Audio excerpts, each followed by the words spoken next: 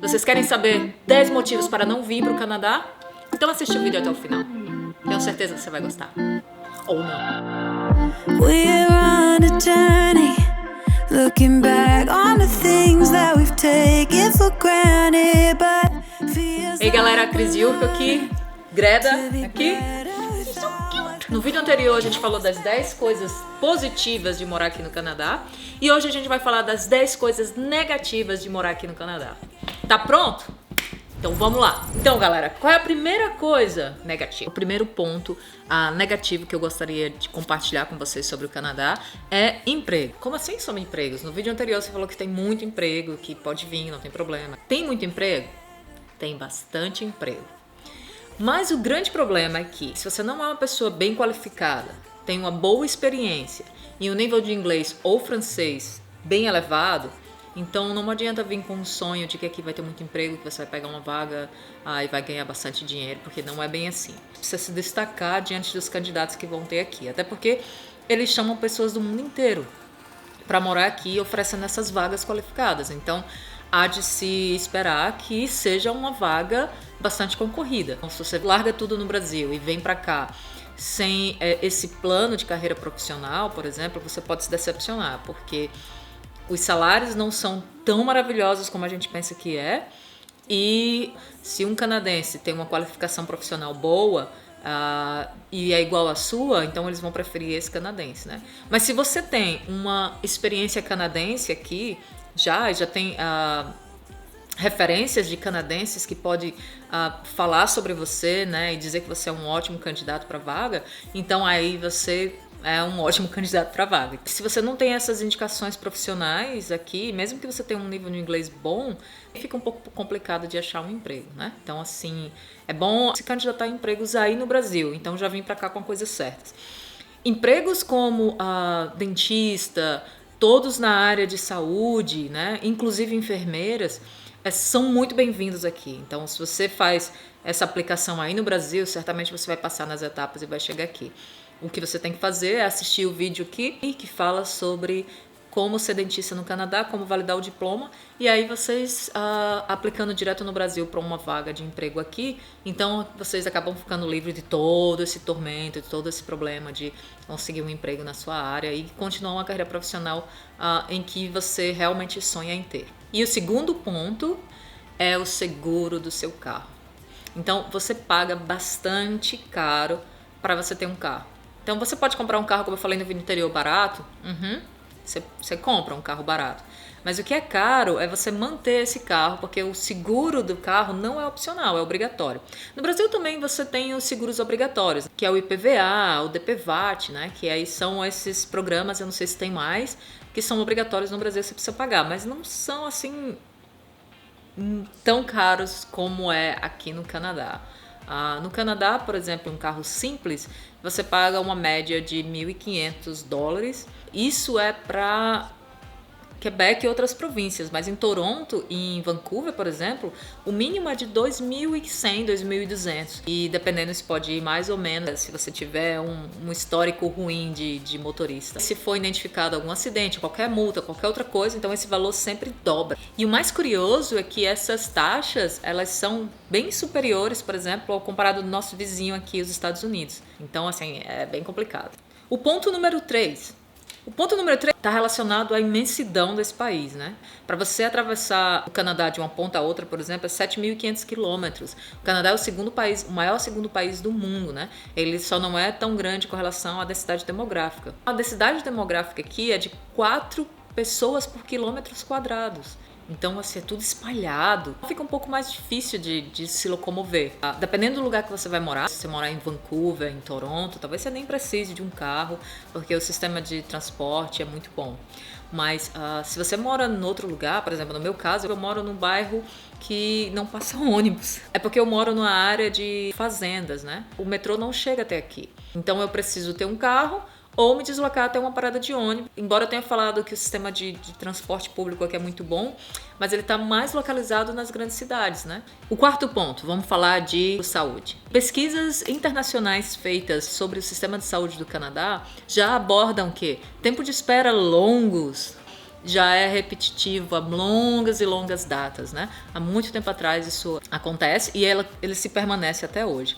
Assim como prescrição médica, né, de medicamentos super caros, né? Então, assim, se você tem problema de diabetes, ou problema de pressão alta, ou um problema crônico, tipo câncer, ou alguma outra coisa que você precisa tomar remédio periodicamente, então, assim, Canadá não é um bom lugar para você vir, porque você vai precisar pagar por isso. O SUS do Brasil, ele te dá esses remédios, né? Você precisa ir lá e pegar esse remédio para pressão alta, para diabetes, para alguma coisa assim. Aqui não. Aqui vocês precisam pagar. E, assim, aqui é um dos lugares mais caros de se comprar medicamentos. Se você sofre um acidente ou um grave acidente ou tem um risco de vida, então seu tempo de espera aqui vai ser um pouquinho longo. Se você precisar fazer uma cirurgia, por exemplo, então o tempo de espera é uma média de 2 anos para você conseguir ter essa cirurgia realizada. Muitos canadenses, uma média de 48 mil canadenses, vai até os Estados Unidos por ano para fazer essas cirurgias e eles pagam do próprio bolso.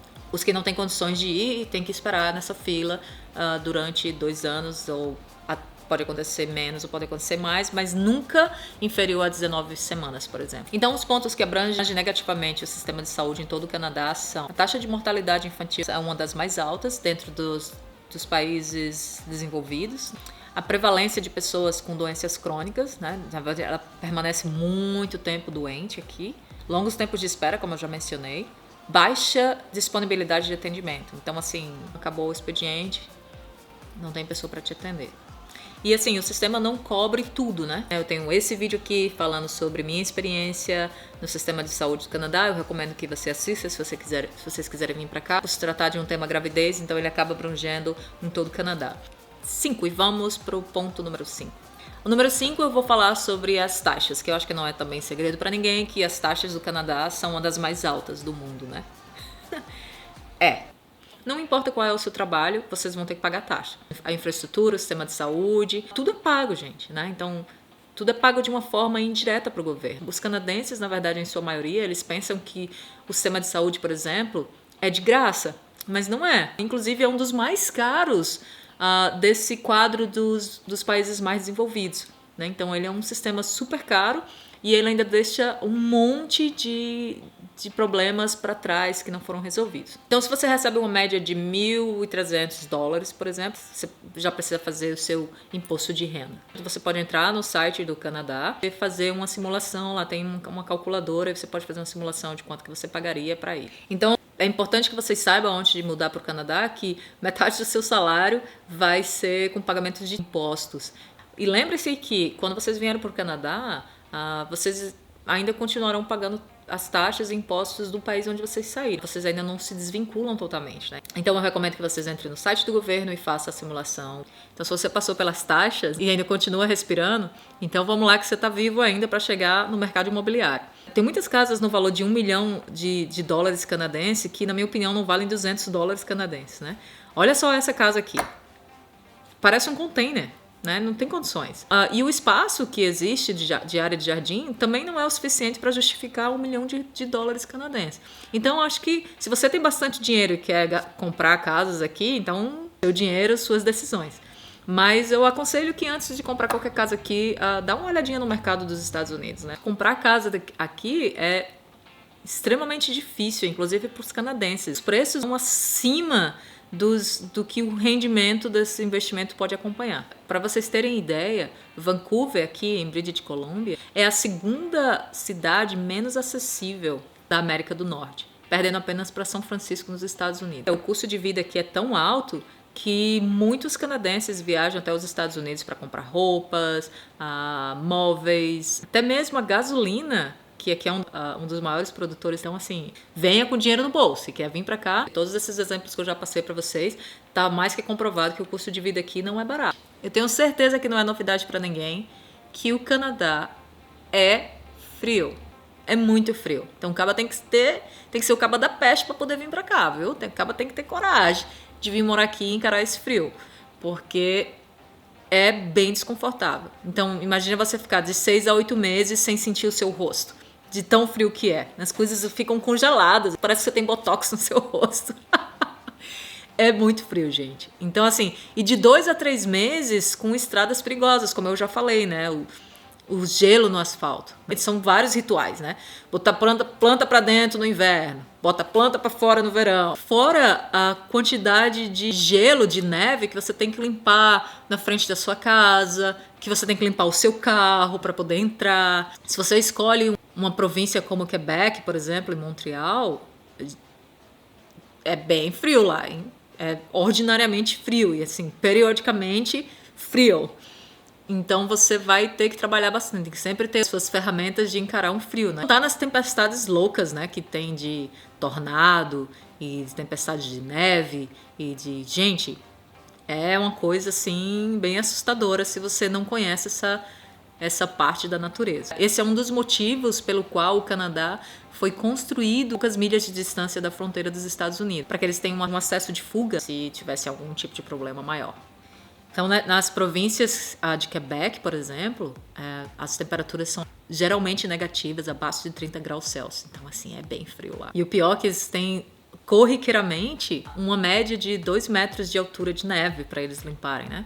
Só que o sistema de limpeza pública da neve em Quebec é um pouco mais organizado do que em outras províncias. Um caminhão geralmente passa e esse caminhão pega toda a neve e já coloca na caçamba do caminhão. Então, é uma coisa bem moderna, mas na frente da sua casa esse caminhão não atua, então é você que vai ter que ser esse caminhãozinho lá para tirar a neve da frente da sua casa. E o ponto número 8. Então no ponto número 8, eu não sei se vocês sabem, mas existem muitos problemas mentais aqui, né? O número de viciados e drogados e doentes mentais aqui no Canadá, estatisticamente falando, é muito alto. Inclusive, muitas coisas vindas desse comportamento de uso de drogas aumentou o índice de criminalidade do Canadá. Claro que ainda não é um índice próximo do Brasil, mas é um índice preocupante. Dependendo do lugar que você vai e dependendo do horário, por exemplo, eu não andaria em Vancouver altas horas da noite, por exemplo, sozinha. E sem contar com o nível de prostituição. O governo já tentou legalizar a prostituição 2 vezes aqui, assim como a legalização do aborto, né? E, inclusive, não é só no início da gestação. Você pode fazer um aborto em qualquer mês que você escolher abortar. Não é um crime aqui. Então, o 9º ponto que vocês não imaginavam é que o índice de pobreza no Canadá vem aumentando consideravelmente. Há quase 5 milhões de canadenses vivendo no nível da pobreza. Apesar da reputação do Canadá ser uma nação próspera, ainda existe milhões de canadenses brigando por um espaço na sombra para atender às suas necessidades básicas. E isso inclui desemprego, taxas de retorno de investimentos, habitação precária, muitas vezes não consegue comprar uma. Por incrível que pareça, no Canadá tem 5 milhões de canadenses que vivem no nível da pobreza. E o último ponto número 10, é com relação à idade da população. E a pirâmide está invertida, né? Então isso está aumentando muito os gastos do governo. E além disso, a preocupação com os jovens, que hoje em dia todos os jovens não contribuem com o sistema previdenciário, porque eles fazem parte da política freelance de emprego, né? E aqueles que estão precisando do benefício, muitas vezes precisam trabalhar um pouquinho mais para poder garantir a sua aposentadoria no final da sua carreira profissional. Porque também, pessoal, o pagamento para os aposentados também não é tão alto.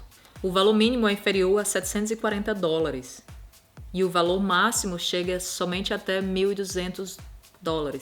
Eu sei que no Brasil existem valores maiores do que isso, mas aqui no Canadá, não. Então isso acaba deixando as pessoas idosas com mais dificuldades. Inclusive, quando você volta lá para o sistema de saúde, onde não há a cobertura de medicamentos para doenças crônicas, onde não há cobertura para todos os tipos de médicos que eles precisam. Então, e ainda algumas províncias e alguns territórios estão reduzindo ainda mais esses acessos à saúde para reduzir os gastos públicos.